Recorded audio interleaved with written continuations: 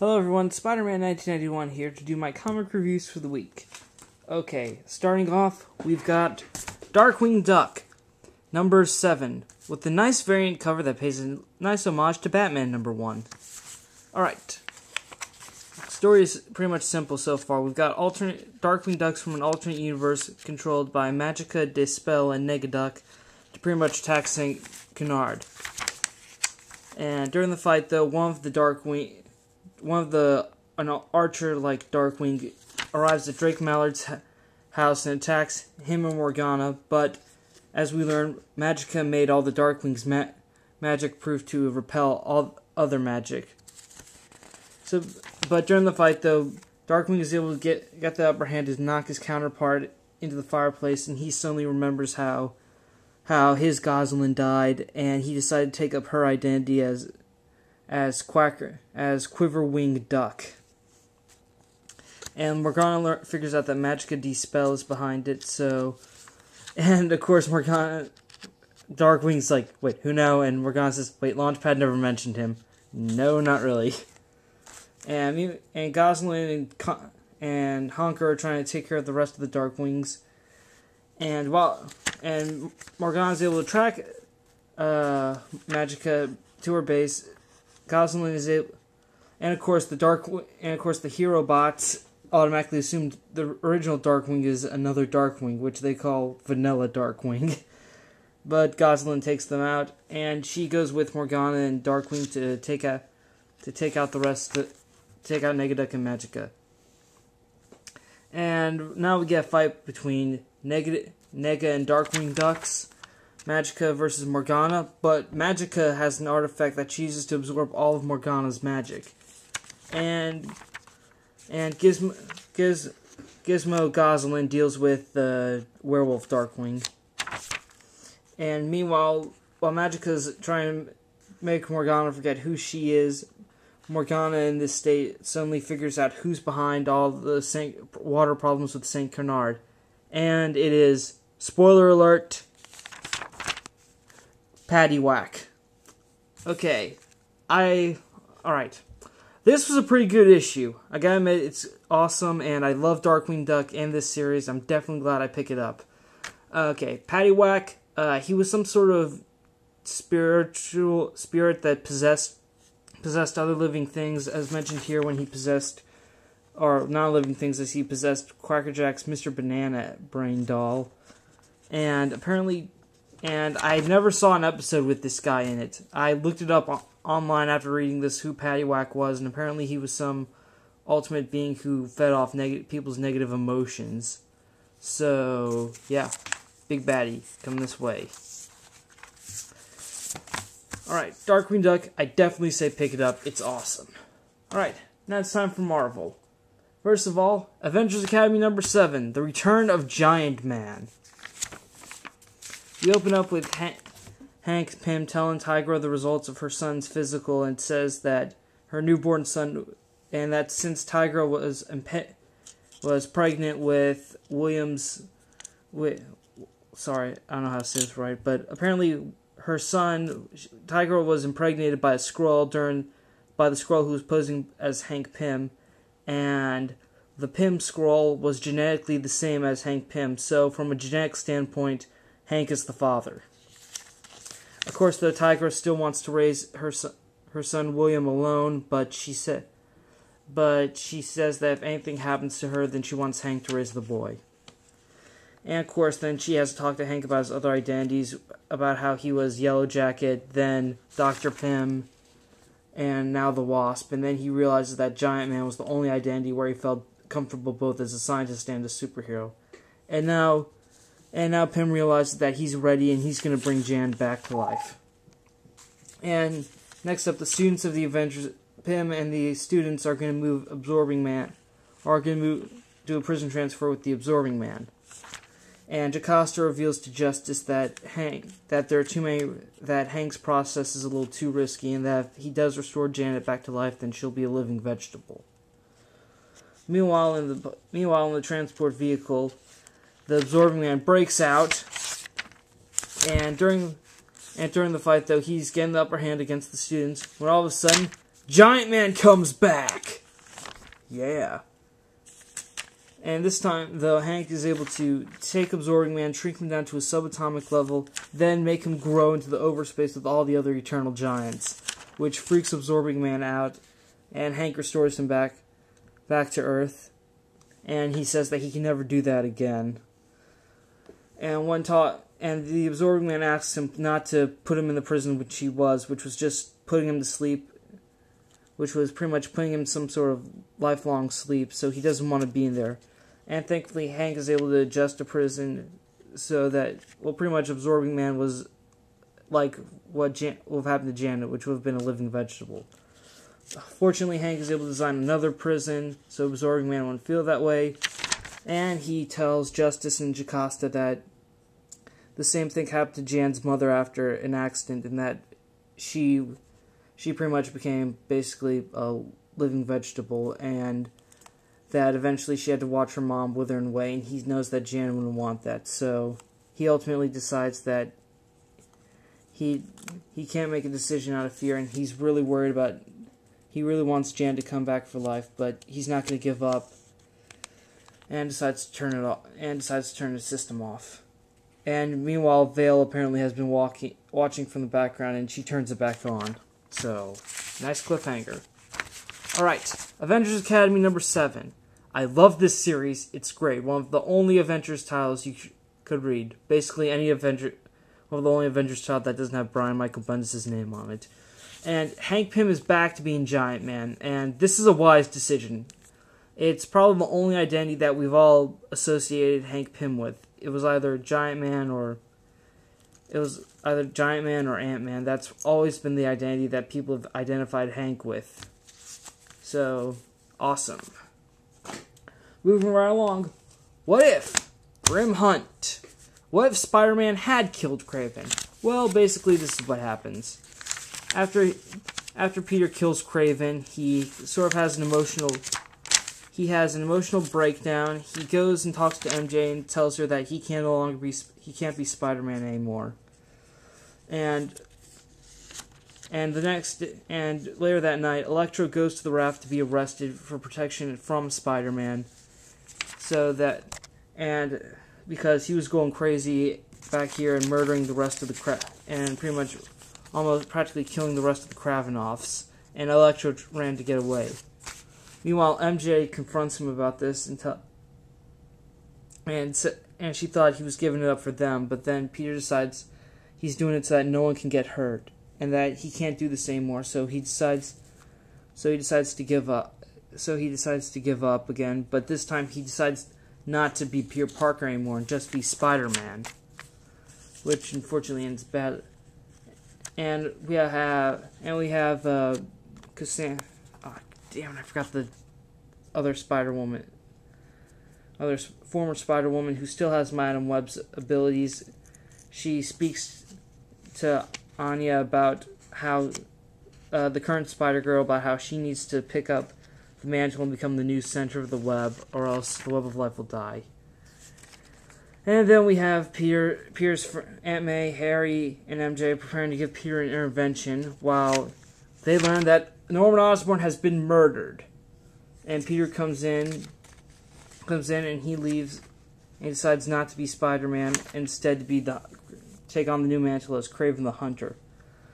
And of course, Madam Web has assembled a new force of Venom, Spider-Woman, and Anti-Venom. They almost have the upper hand, but Peter kills them all. And which brings us to our new emotional breakdown. Madam Web is able to bring Anya to see what Peter has done, and she decides to take on the mantle of Spider-Woman and take out Peter. Of course, when she has the choice, she lets Peter live. Also, during the fight, Madam Web died, so now Peter has the gift of... Peter lost his sight, and he's also lost everyone around him, but he's able to see the future and all other what-ifs, and he's very pleased that Spider-Girl is now the new center of the web. Okay? Alright, this what-if isn't exactly the story that I thought it would be. I kind of figured it would just be Peter losing control and eventually being taken down by other heroes, but it's different from what I expected, and it's not exactly the best thing I would consider, but I still thought it very interesting. Okay, what ifs are just basically fun. It just makes you look through the glass at another, see the story in another direction, and see a new ending. That's all. I'd pick it up if you were a fan of Grim Hunt, just so you can take another look at the story. Well, see the alternate path. Alright, now then, Amazing Spider-Man 650. This title is still awesome since Dan Slott took over. Now, we get the fight with the Hobgoblin. The Hobgoblin is able to steal the Reverbium, that metal that was being tested in 648, I believe. 648. And let me see here. Hobgoblin gets away, but Peter freaked out about if he could be revealed as Spider-Man. Doesn't have enough time to change to his clothes, so fortunately, since he has a private lab, he's able to convince everyone that his best work comes when he's wearing bulky headphones and in his underpants. Yep. That's apparently how he gets his best work. Eccentric, like most geniuses. Meanwhile, in Shadowland, or whatever the hell this region is, Wilson Fisk meets the new Hobgoblin and decides to give him the position that he was going to offer Kingsley. And of course, they're destroying the rest of the Reverbium that's left so that it can't be used as a weapon. And Peter knows he has to steal it back, so he speaks to the Black Cat. And meanwhile, Phil Urch has returned to Frontline with new clothes and an HD camera with footage of himself as the Hobgoblin. And of course, he does this to try and impress Nora Winters, but that fails. And Peter's designing a new suit, has lunch with Carly, then gets a call from Black Cat. And apparently, Cat has one of the Goblin's flunkies tied up, gets information, and of course, he tells the Cat everything that the Goblin wants her to know. And of course, the Goblin does cut him down, just not in the way he expected. Oh, while Black Cat's waiting for Spider-Man, he shows up in his new costume, which has stealth mode, which is awesome. And they go off to take care of the Hobgoblin. Oh, there's also a little co-feature here about how Alistair Smythe, aka the Spider Slayer, kidnaps Matt Gargan and decides to make him the Scorpion again. But yeah, all right, Amazing Spider-Man 650, awesome. I love Big Tom, and I really love this new suit. Yeah, stealth mode, which is pretty freaking sweet. Okay? Awesome. And although the lights were green, unlike here, which they're red.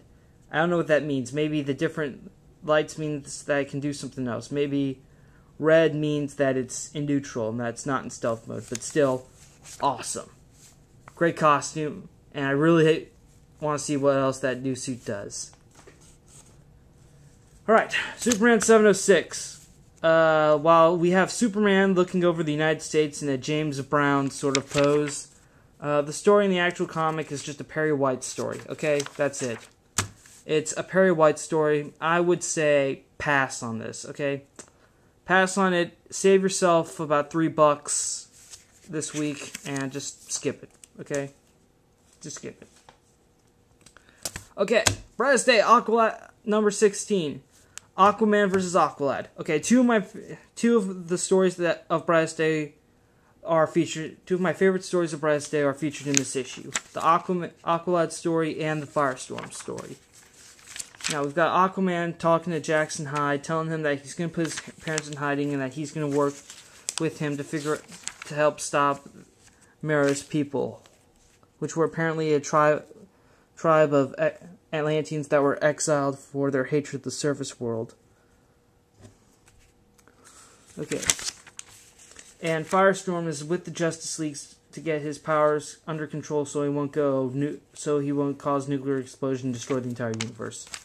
Meanwhile, Deathstorm convinces Jason Rush's father to kill himself, saying that if he does it, then he'll die too. Then Deathstroke, will die too.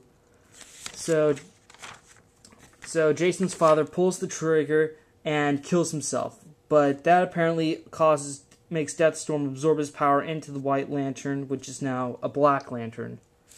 So, yeah. and Deathstorm says he has a delivery to make. So apparently he's working for Necron, I'm guessing, and apparently he needs Death to feel the power. Meanwhile, Aquaman takes Jackson with him, and they find another chest, and also a recorded message in which Jackson learns a bit more about his origin. A recording from Mara where Jackson learns about his origin, about how his mother died, and apparently he has the ability to cross in between the Bermuda Triangle, which is kind of how Mara got back to our dimension, and it's also what the Zebel tribe wants Jackson for, so that they could cross over and pretty much cause a war between the ocean and the surface that would essentially destroy the entire planet.